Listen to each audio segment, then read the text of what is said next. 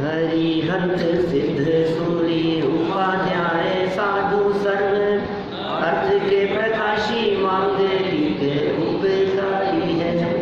तिनको स्वरूप जान रागते भई जो भक्ति काय को नमाई स्तुति को उचारी है। धन्य धन्य तिन हिते काज सब आज भये कर जोड़े बारे बारे वंदना हमारी है। मंगल कल्याण सुख ऐसो हम चाहत है। ओ मेरी ऐसी दशा जैसी तुम धारी, ओ मेरी ऐसी दशा जैसी तुम धारी है। ओ मेरी ऐसी दशा जैसी तुम धारी है।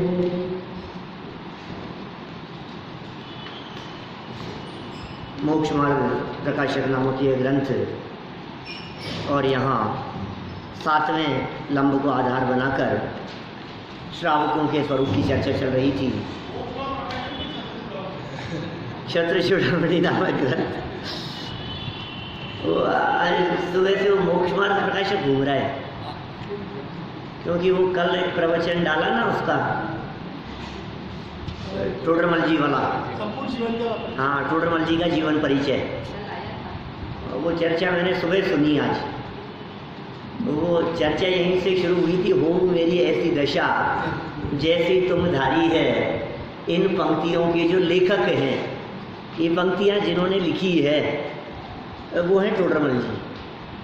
टोडरमल जी के द्वारा लिखी हुई पंक्तियाँ हैं जो इसी मंदिर में बैठ करके लिखी उन्होंने। खैर देखिए, यहाँ तो श्रावक के स्वरूप की चर्चा चल रही है और कल हमने इतना देखा है कि श्रावक के जीवन में अनेक प्रकार के व्रत होते हैं। श्रावक अणुव्रतों का पालन करने वाला होता है। श्रावक गुण व्रत और शिक्षा व्रतों का पालन करने वाला होता है। श्रावक के जीवन में व्रत होते हैं, माने श्रावक का जीवन संयमित होता है। जिसके जीवन में संयम नहीं है उसका जीवन बिना ब्रेक की गाड़ी के समान है। जिस गाड़ी में ब्रेक नहीं हो, जिस घोड़े पर सवारी करने के लिए बैठे और लगाम ना हो हाथ में, तो क्या होगा बताओ। ये जो व्रत हैं, जो नियम हैं, जो संयम और प्रतिज्ञाएं हैं, ये हमारी लाइफ को कंट्रोल करती है, खींच के रखती है। और आपके जीवन में यदि कोई नियम नहीं है, आपके जीवन में यदि कोई संयम नहीं है, तो इसका मतलब उस गाड़ी का क्या होगा बतलाओ, जिसमें ब्रेक नहीं है। कहीं ना कहीं जाकर के तो टकराएगी, कहीं ना कहीं जाकर के तो खत्म हो जाएगी। इसलिए कुछ न कुछ संकल्प अपने जीवन में अवश्य होने चाहिए। जितने व्रतों की यहाँ चर्चा की है, ये सब व्रत यथार्थ रूप में तो पंचम गुण स्थान में होते हैं और इन व्रतों के पहले नियम से सम्यक दर्शन और सम्यक ज्ञान होता है। इसका मतलब सम्यक दर्शन और सम्यक ज्ञान के बिना ये व्रत सच्चे नहीं होते। लेकिन एज ए प्रैक्टिस हमारे जीवन में इनका पालन करने का प्रयास किया जाना चाहिए, क्योंकि जितना पालन करने का प्रयास होगा उतने मात्रा में तो पाप से बचेंगे, उतनी सीमा और उतनी मर्यादा में तो आप हिंसादिक 5 पापों से किंचित विरक्त होंगे। ये सब निर्देश यहाँ दिए जा रहे हैं। 12 व्रतों की बहुत संक्षिप्त चर्चा तो कल हमने यहाँ आपके बीच में की है और आगामी छंदों में, आगामी श्लोकों में ये चर्चा और विस्तार से आने वाली है। बहुत मार्मिक प्रकरण है, लेकिन इस हाँ नियम नहीं हो तो 10 लाख प्रकार की वनस्पति का, प्रत्येक वनस्पति 10 लाख प्रकार की है। बोलो, एकेंद्रीय जीवों के कितने प्रकार।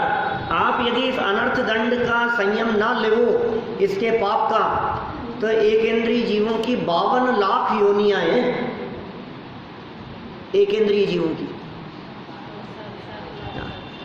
7-7 लाख करके 42 लाख तो वो, और 10 लाख प्रत्येक वनस्पति, 42 लाख और 52 लाख जाति के जीव, 52 लाख प्रकार की योनियां, उनमें उत्पन्न होने वाले जीवों की वीराधना का पाप ये बिना किए लग रहा है, सदैव लग रहा है।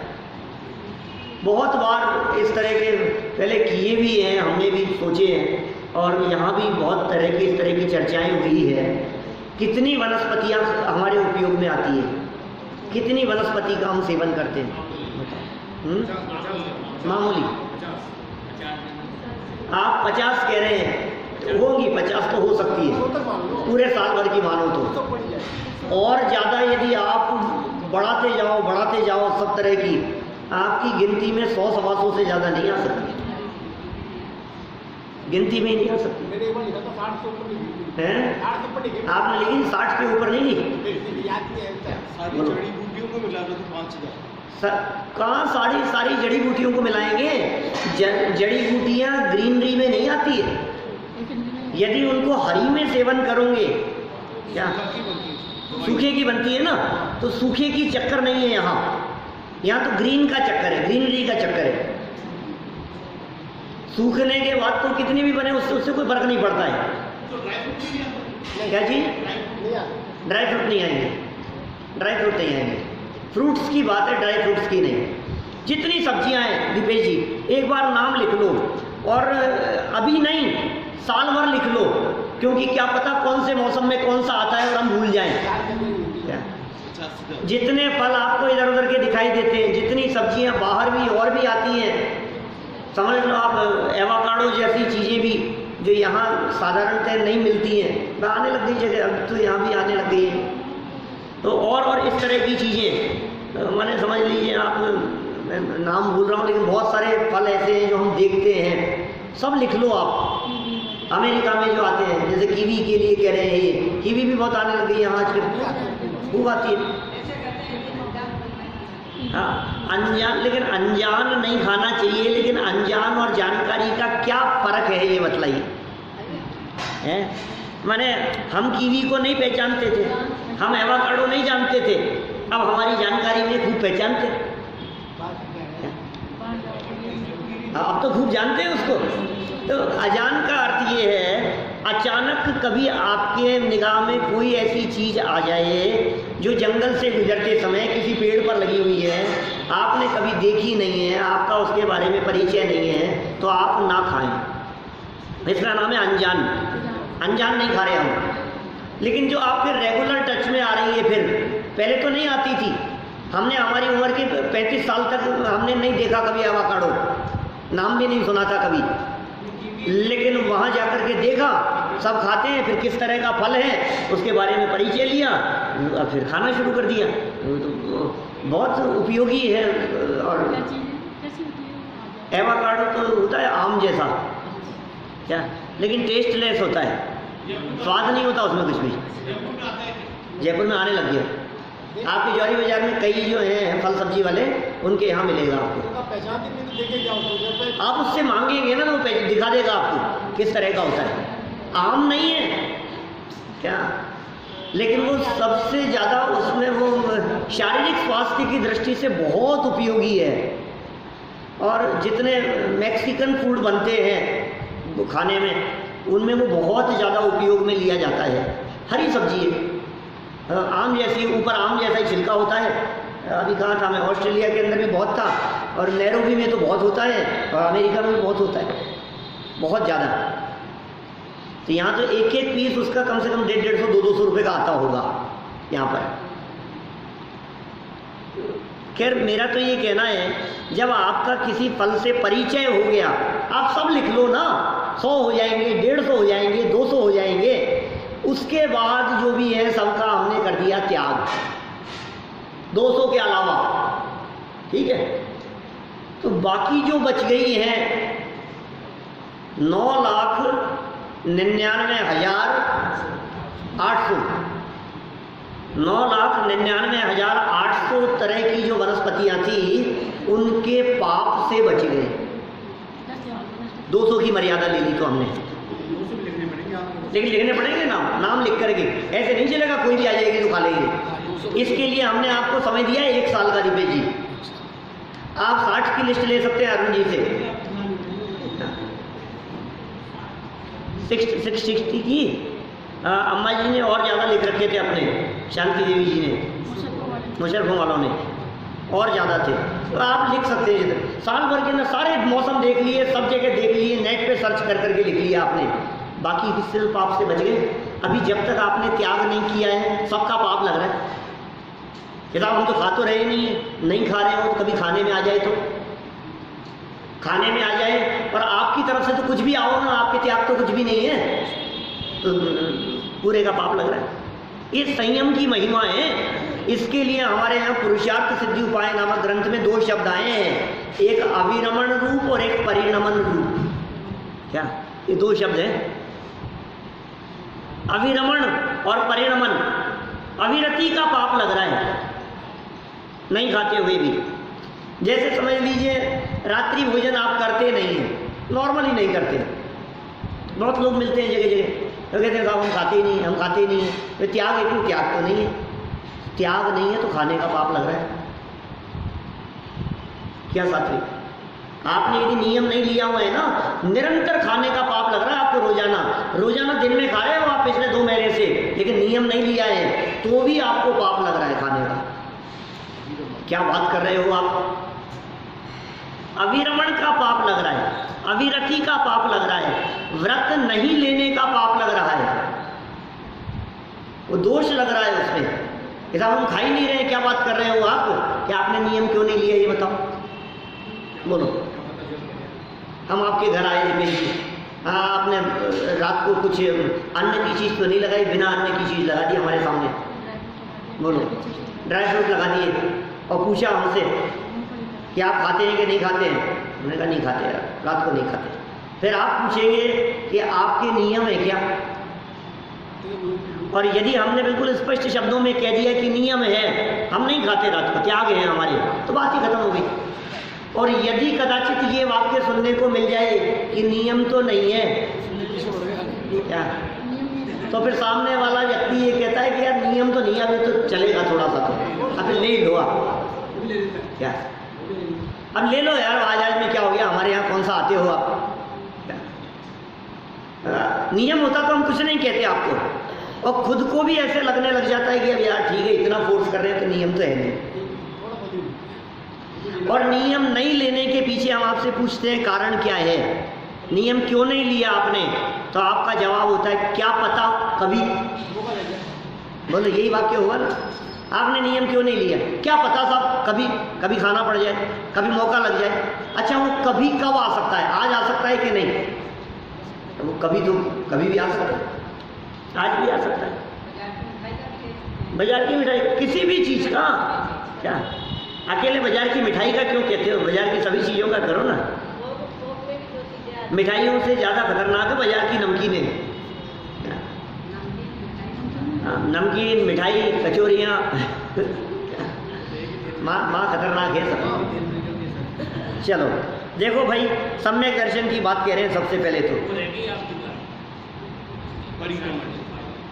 परिणमन की, वही तो कह रहा, 2 तरह की बात कही, एक अविरमण और एक परिणमन। 2 तरह से त्याग होता है। परिणमन माने देखो, अविरमण का एक तो लिया व्रत हमने, और दूसरा उसका पालन किया। एक ऐसा कि बिना व्रत लिए हुए पालन कर रहे हैं।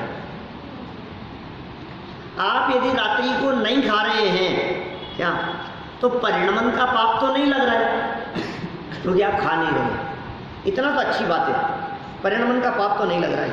लेकिन व्रत नहीं लेने की वजह से अविरमण का पाप लग रहा है। माने पाप 2 तरह से, एक रात को भोजन करने का पाप, और एक रात को भोजन न किया जाने पर भी नियम न लेने का पाप। नियम न लेने का भी पाप है। पुरुषार्थ सिद्धि उपाय की बात कह रहा हूँ। आप धर्म को इतना कठिन क्यों बना रहे हो? मैं इसको कठिन नहीं बना रहा हूँ, ये बहुत आसान है। अरे जिस व्यक्ति को जिसकी कमियां पता लग गई, उसका त्याग करना कठिन नहीं होता है, बहुत आसान है, बहुत आसान है। मैं यदि ये कहूँ कि कठिन बना रहा हूँ, तो आपको यदि ये कहा जाए कि आप दुकान पर जाते हो, गृहस्थ हो, कमाते हो, कि हाँ साहब, तो यार आप गृहस्थी को कठिन क्यों बना रहे हो? कि क्यों कठिन क्यों बनाने की क्या बात है? कि देखो कितनी मेहनत करनी पड़ती है, दुकान पे जाना पड़ता है, 8 घंटे बाद देना पड़ता है, फिर ग्राहकों से माथापच्ची करना, इतनी कठिन क्यों बना रहे हो आप? छोड़ दो ना। ये नहीं अच्छा लगता है, हैबिचुअल भी हो गए और अच्छा भी लगता है। जब इनकम आती है ना हाथ में तो अच्छा लगता है। तो अच्छा लगता है तो वो तकलीफ नहीं दिखती। ये बंधन तब तक नजर आता है जब आपको ऐसा लगता है कि ये अच्छा नहीं है, बंधन रूप है, तकलीफ दिखेगी आपको। और जिस क्षण आपने ये पहचान लिया इसमें बंधन नहीं है भैया, तो कितनी स्वाधीनता है, बताओ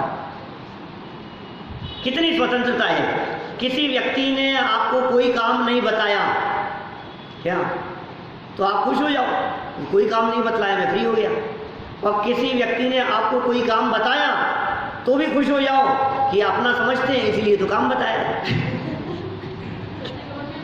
अब बोलो कि कितना आराम है, कितनी शांति है, सोच में ही तो है, और क्या है। ये हमारे को कोई काम ही नहीं बताते, ये हमारे को कोई काम ही नहीं बताते, क्या ये देखो आप, इनको हमारे में कोई मतलब ही नहीं है, कोई काम नहीं है। तो कोई काम नहीं है तो तेरे को सही छोड़ दिया ना, तू मस्त रहे, अच्छी बात है, कोई काम नहीं है। ये साहब ये मेरे को काम ही काम बताते रहते हैं, कि अपना समझते हैं तभी बताते हैं। दुनिया में कौन किसको बताता है? अनजान आदमी को कोई व्यक्ति थोड़ी ना कोई काम बतलाता है। कितना मस्ती का मार्ग है, कितना सुखी रहने का मार्ग है। इस मार्ग को अपनाओ तो आनंदित रहो, मस्त रहो हर हाल में। जिस देश में, जिस वेश में, जिस हाल में रहो, तुम मस्त रहो, बस मस्त रहो, बस मस्त ही रहो। कि कैसे? ज्ञायक रहो, ज्ञायक रहो, बस ज्ञायक ही रहो। ज्ञाता दृष्टा रहो, ज्ञायक रहो। इस ज्ञायक रहने के आनंद की बात ही कुछ और है। क्या? इस ज्ञायक रहने का मजा ही कुछ और है। इस सहजता का आनंद ही कुछ और है। इस सहज रहने में बड़ा आनंद है। देखो सम्यक दृष्टि ज्ञानी जीव, इतनी सारी बातों का विचार करने में अस्थि की मस्ती तो गई ना। अरे कोई बात नहीं, ये विकल्पात्मक आनंद तो आया ना। क्या इस विकल्पात्मक भूमिका का आनंद भी कम नहीं है? तात्कालिक आकुलता को कम कर देता है, बहुत बड़ा रोल प्ले करते हैं ये हमारे ये विकल्प, ये वस्तु स्वरूप का विचार, ये कितना बड़ा रोल है इनका हमारी लाइफ में। वो अतीन्द्रिय आनंद आएगा, वो वस्तु स्वभाव के अनुभव से जो आनंद आएगा वो तो है ही, जब आएगा तब आएगा। अभी वो नहीं आया तब की बात कर रहा हूँ आपसे, तब भी अंदर में उठती हुई कषाएं वो कितनी शांत हो जाती है, वो आनंद है। सम्यक दृष्टि जीव ऐसे आनंद का उपभोग निरंतर करता है। बोले ये क्या है सम्यक दर्शन? पढ़ो पेज नंबर 325 पर। हाँ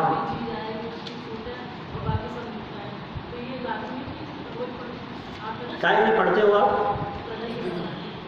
प्रतिक्रमण पढ़ रहे हो? अच्छा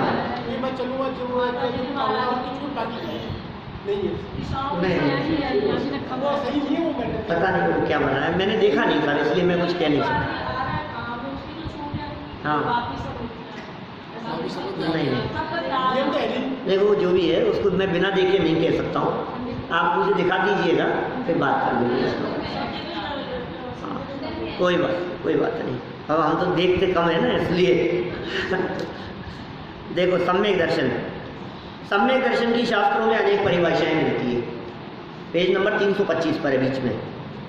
जैसे रत्नकरण श्रावकाचार में सच्चे देव शास्त्र गुरु के श्रद्धान को सम्यक दर्शन कहा है। क्या बोलो? रत्नकरण श्रावकाचार्य की परिभाषा बतलाओ, किसको याद है?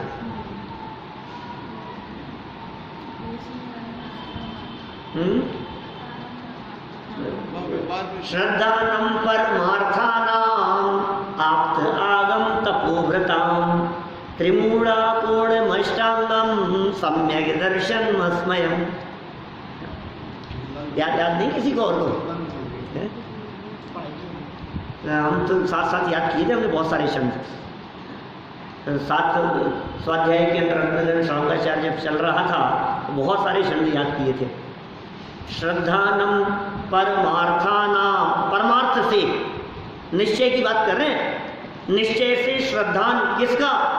आप्त माने देव, आगम तपोव्रताम, आप्त आगम और तपोव्रत माने मुनिराज। आगम माने जिनवाणी शास्त्र, आप्त माने देव, माने देव शास्त्र गुरु के स्वरूप के श्रद्धान का नाम सम्यक दर्शन है। परमार्थ निश्चय सम्यक दर्शन है और परमार्थ स्वरूप, परमार्थ माने सच्चा स्वरूप, परमार्थ सच्चा स्वरूप तो समझ गए, शास्त्र के आधार से आपने कहने से समझ गए, तो उसका आप क्या मतलब कैसे हो सकते? देखो एक्चुअल में क्या है, अरहंत भगवान के सच्चे स्वरूप का श्रद्धान हुआ हमारे को और मुनिराजों के सच्चे स्वरूप का श्रद्धान हुआ। अब उस श्रद्धान में बहुत बातें गर्वित होती है। अरहंत भगवान के श्रद्धान में यह बात गर्वित होती है कि वीतरागता और सर्वज्ञता का श्रद्धान है, और वीतरागता और सर्वज्ञता के श्रद्धान में ये बात गर्वित होती है कि अकर्तापना है। वीतरागता से ये स्पष्ट ख्याल में आती है, सर्वज्ञता से ये बात ख्याल में आती है कि फेरबदल करने की ताकत मेरे में नहीं। तो सर्वज्ञता का स्वरूप समझ में आना चाहिए, तभी तो देव का सच्चा स्वरूप, उस बात में वो जो गर्वित है ना, उस पर विश्वास होना चाहिए, उस पर भरोसा होना है। नहीं तो फिर आपको भगवान का क्या भरोसा है? बताओ, भगवान की वीतरागता का भरोसा नहीं है और आपको हमें भगवान पे भरोसा है। फिर हमें तो पूरा भरोसा है। आज शनि अमावस्या है ना, देखो आप जगह जगह बैनर लगे हुए हैं वाटिका के, नवग्रह के, और कितनी भीड़ वहाँ उमड़ेगी। मेरे को मिले एक दिन आपके चौड़े रास्ते वाले, नाम कहने से क्या मतलब है बोले मेरे से, बोले यार संजीव जी यार आओ किसी दिन आके माहौल तो देखो एक बार, चलना भी चाहिए, क्या माहौल रहता है वहाँ। बोलो क्या हो रहा है, आपने भगवान का स्वरूप समझा, क्या होगा वहाँ आकर के, वहाँ आकर के क्या मिलेगा। और एक दिन मेरे से ऐसा भी बोले, मैं जानता हूँ आप जो बातें कहते हो वो सच्ची बातें हैं बोले मेरे से बिल्कुल बोले आप जो कह रहे हो बिल्कुल सच्ची बातें हैं, लेकिन फिर भी जो भक्त वहां आकर के जैसे खड़े होते हैं ना, एक बार आप उनको देखो तो आपको लगे बेचारे कितनी उम्मीद और कितनी आशाएं लेकर के आते हैं। हाँ देखो, ये तो आप समझ रहे हैं इस बात को, हम ये कह रहे हैं भाई साहब इस झूठी उम्मीद में कुछ दम नहीं है। लोग ऐसी बातें कहते हैं कि साहब भगवान करता धरता नहीं है, ऐसी बातें कहोगे तो लोग मंदिर कैसे आएंगे, और भगवान भला करते हैं। यदि इस बात को सुनकर 4 लोग मंदिर में ज्यादा आते हैं तो आपका क्या बिगड़ता है? मतलब इस बात को सुनकर के कि भगवान भला कर देंगे, यदि 10-5 लोग और आने लग जाएं और आपकी प्रतिमा चमत्कारिक है, इस बात को सुनकर के यहाँ और भीड़ आने लग जाए तो क्या बिगड़ता है? मैंने कहा सुनो, बिगड़ता क्या है, हम झूठी बात के आधार पर किसी व्यक्ति को आकर्षित नहीं करना चाहते। क्या? जिसको आना हो वो आए, जिसको नहीं आना हो वो न आए, लेकिन हम धोखे में रख करके आपको यहाँ बुलाएं, ये गलत काम हमसे नहीं हो सकता। जबरदस्ती धोखा दे रहे हो आप किसी व्यक्ति को, जबरदस्ती बेवकूफ बना रहे हो आप। आपके दिमाग में ये बात बैठी हुई है कि भगवान हाथ पे हाथ धर करके बैठे हैं, उसके बावजूद आप ये कह रहे हो। नहीं भाई, ये गलत काम नहीं, इससे ऐसा हो जाएगा, इससे ऐसा हो जाएगा, लोग लगे हैं उसके अंदर, इससे बीमारी का रोग दूर हो जाता है, इससे ये तकलीफ दूर हो जाती है। अब बेचारा होए चाहे नहीं होए, वो बेचारा उसमें लगाए। ऐसा बदाम ज्यादा तो विश्वास पक्का हो जाए, विश्वास जिनका मिथ्यात्व लंबा हो ना, संसार परिभ्रमण का काल, उनके ऐसा हो जाता है। और देखो हमने ऐसी घटनाएं भी देखी है, न्यूज़पेपर तक में इस तरह की घटनाएं हमने वर्षों पहले पढ़ी है, इस तरह की, कदाचित आपने भी कोई घटनाएं पढ़ी हो। भगवान पर से भरोसा उठ गया, काम नहीं हुआ तो मूर्तियां तोड़ देते हैं लोग।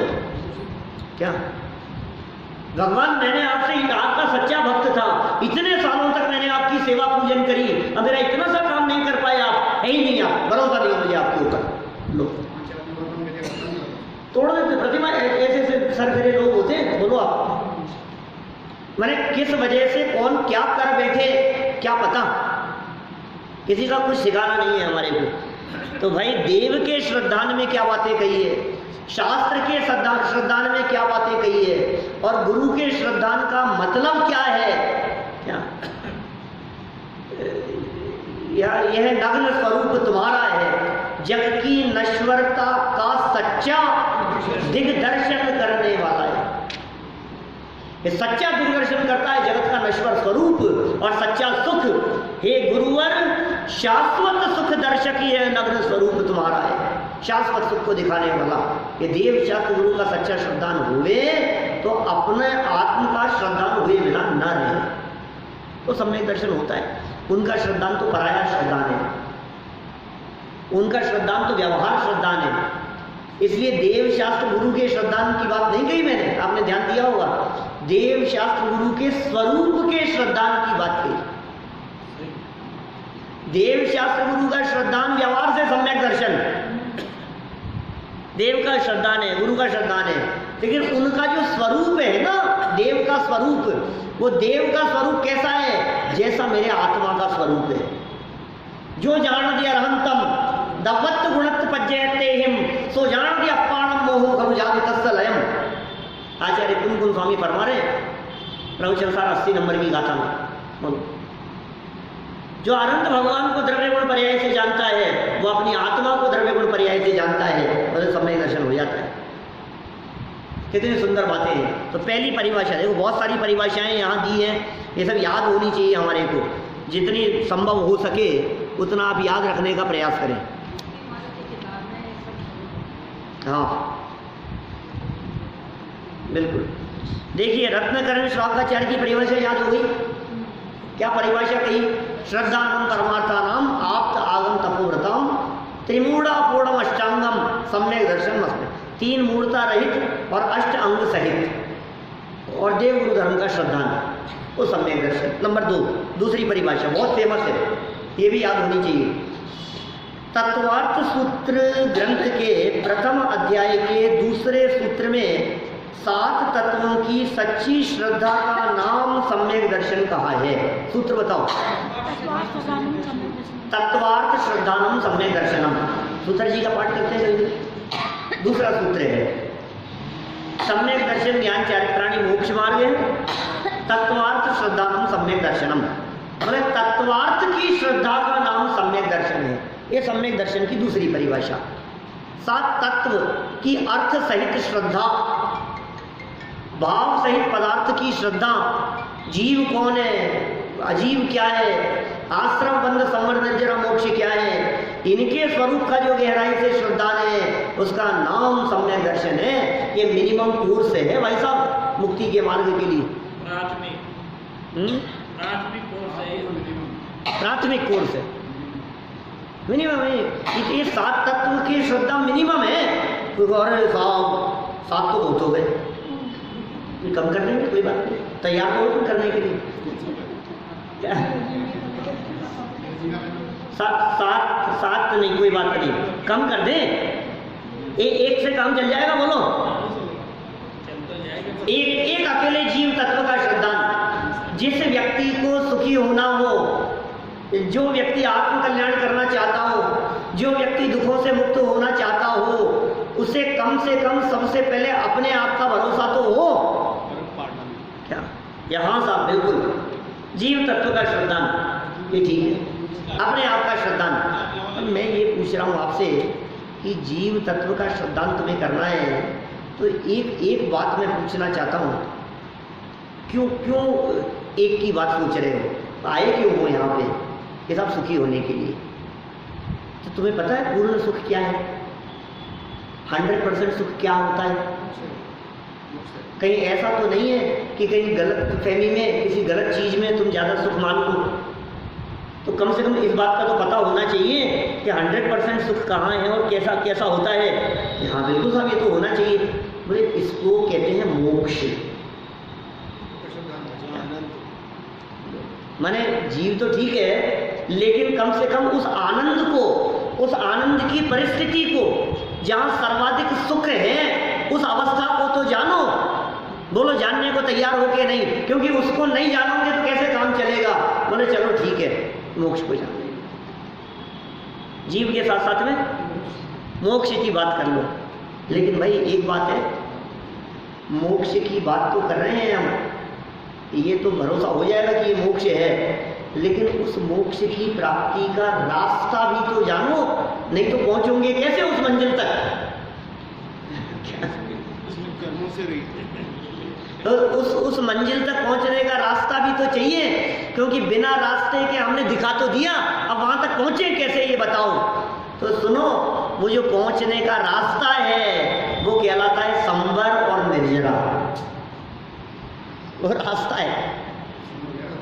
अरे यार आप तो धीरे धीरे बढ़ाने की बात कर रहे हो, तो कोई बात नहीं, मत बढ़ाओ, मत मानो संवर निर्जरा को, और बिना रास्ते को पहचाने हुए पहुंच जाना मंजिल पे। ये हम तो कैसे पहुंचेंगे, बंद करेगा कैसे पहुंचेंगे।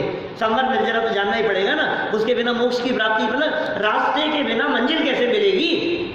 तो चलो ठीक है, संवर निर्जरा भी जान लेंगे, अब आगे मत बढ़ाना कि हाँ नहीं आगे नहीं बढ़ाएंगे। लेकिन एक बात ये तो सुन लो, रास्ते में कई रास्ते ऐसे कटते हैं जो सही नहीं होते, और जहाँ भ्रम हो जाता है भटकने का। आप रास्ता सही तो जान रहे हो, लेकिन जिस रास्ते पर कहीं भटक जाने का भ्रम हो, उस गलत रास्ते को भी जानना पड़ेगा।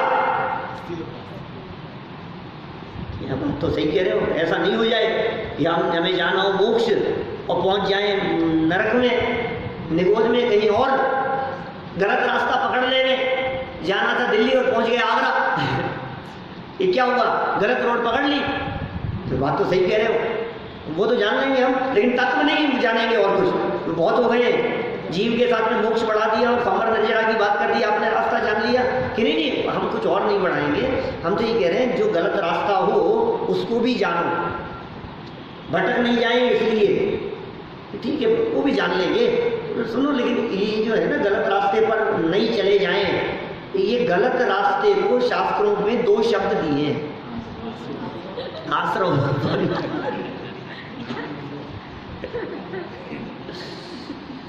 मैंने कहीं ऐसा न हो जाए कि हम हो रहा हो आश्रम और समझ ले वे संवर, एक गलतफहमी होने की संभावना है साथी।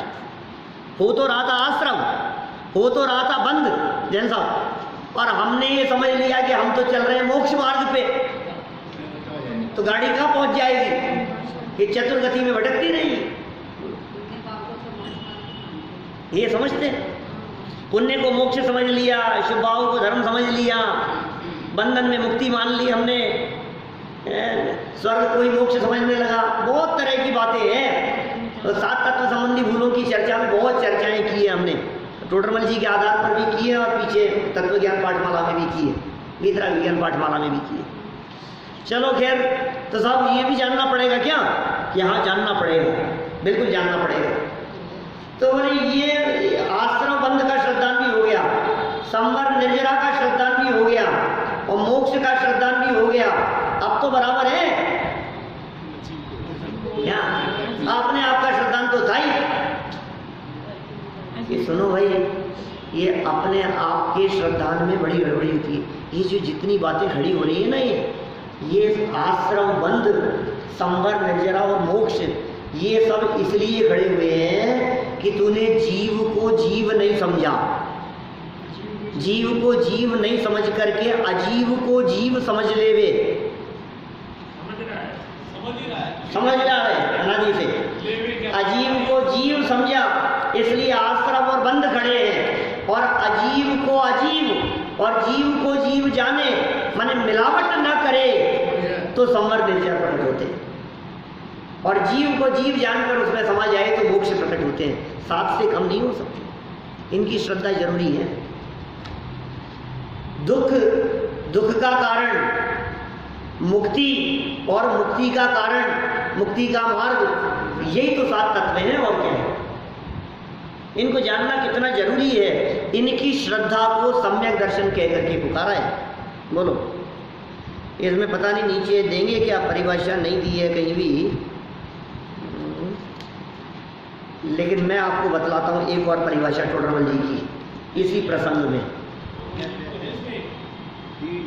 एक और कहता हूँ, मोक्षमार्ग प्रकाशन इसमें 8वें अधिकार की परिभाषा दी है एक, वो अलग है।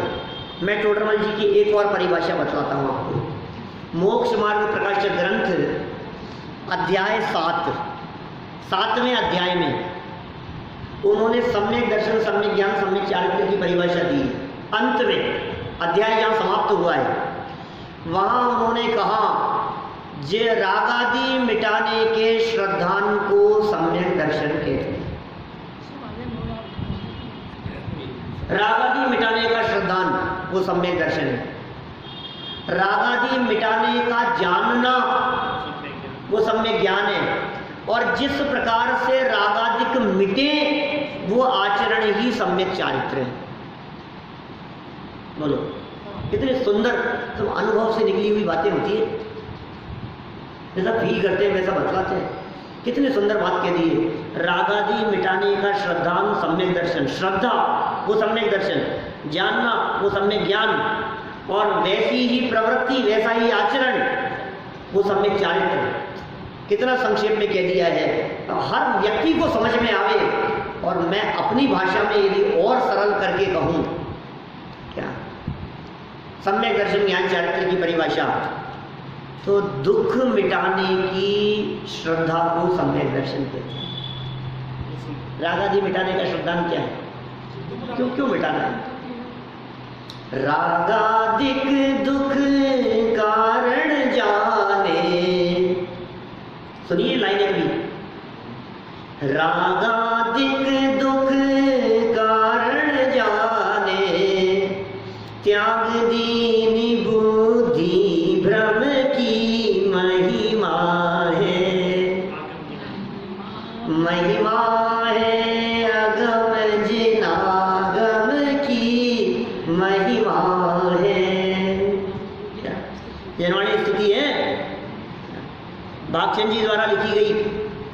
भागचंद जी भी यहाँ आए, अपने यहाँ इस मंदिर में व्याख्यान किया करते थे। भागचंद जी श्रोता के रूप में बैठे थे, क्या चुपचाप आकर के बैठे, प्रवचन सुन रहे थे। और कोई बाद में भजन गाया उन्होंने, आप बाद में मालूम चला कि ये जो भजन था, ये भजन तो इन्हीं का लिखा हुआ था, भागचंद जी का लिखा। आपने जो ये भजन गाया है तो भागचंद जी का लिखा हुआ भजन है। बताया ये बात।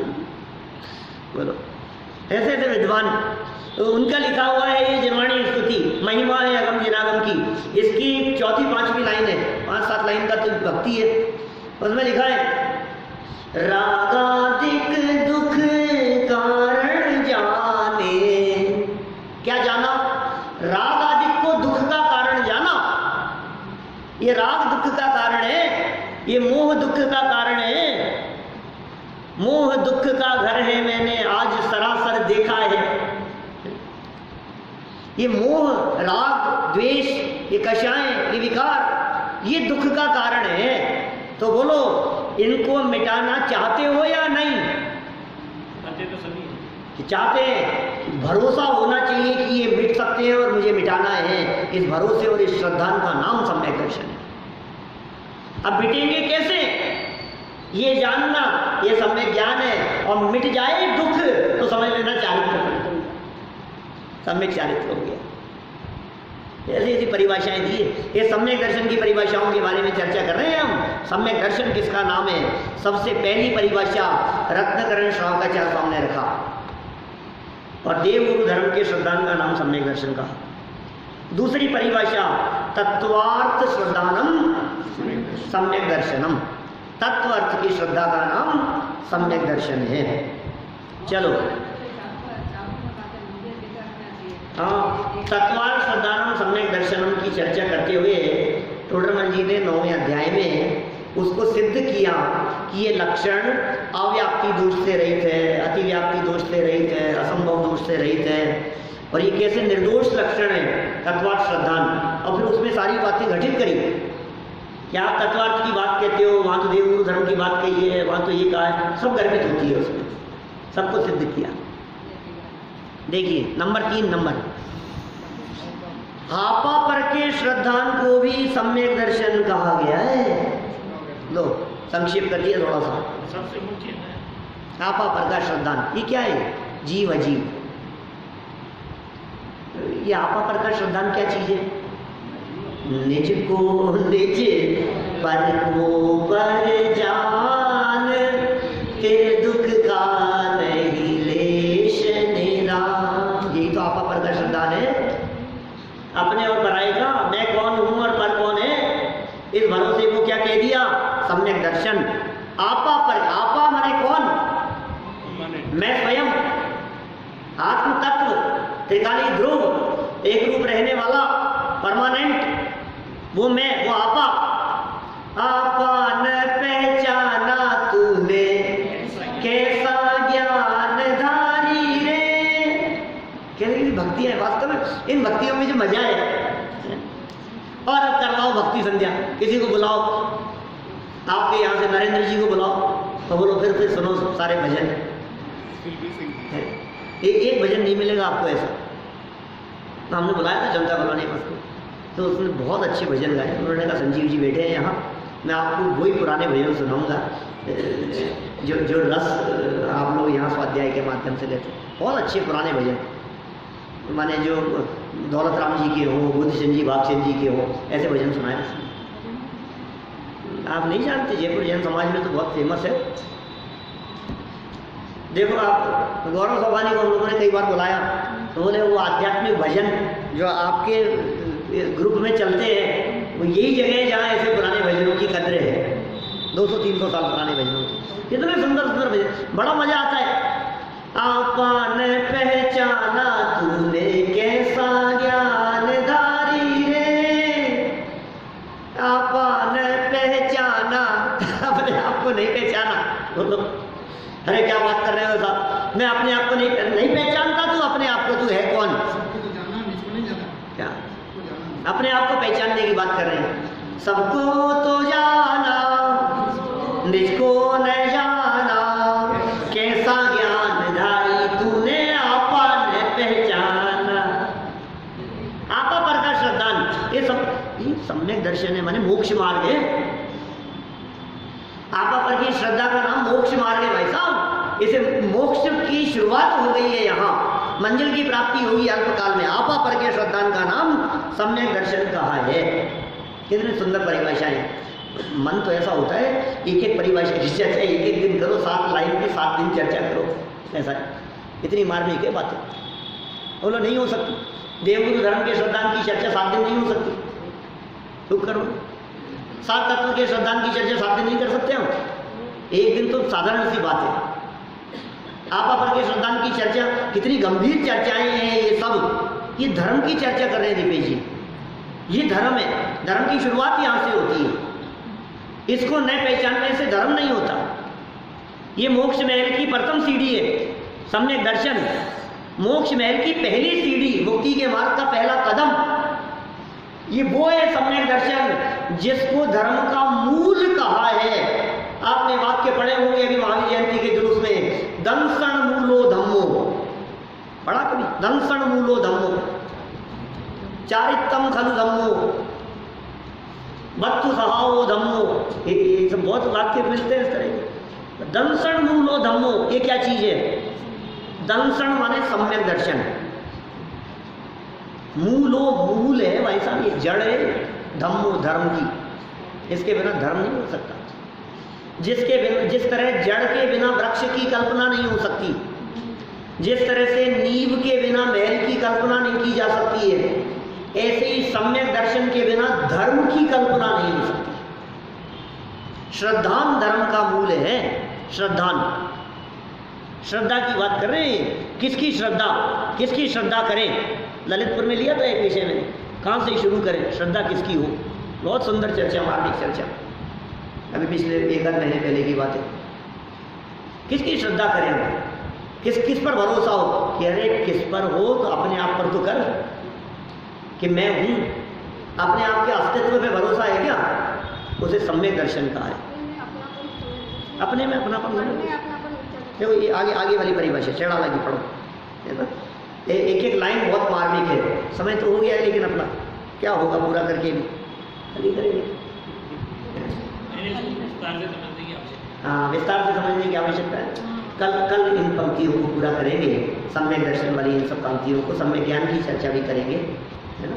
अभी की चर्चा को यहीं विराम देता हूँ इस भावना के साथ कि सम्यक दर्शन ही धर्म का मूल है और ऐसा धर्म हम सभी के जीवन में प्रकट हो, इस भावना से बात करो।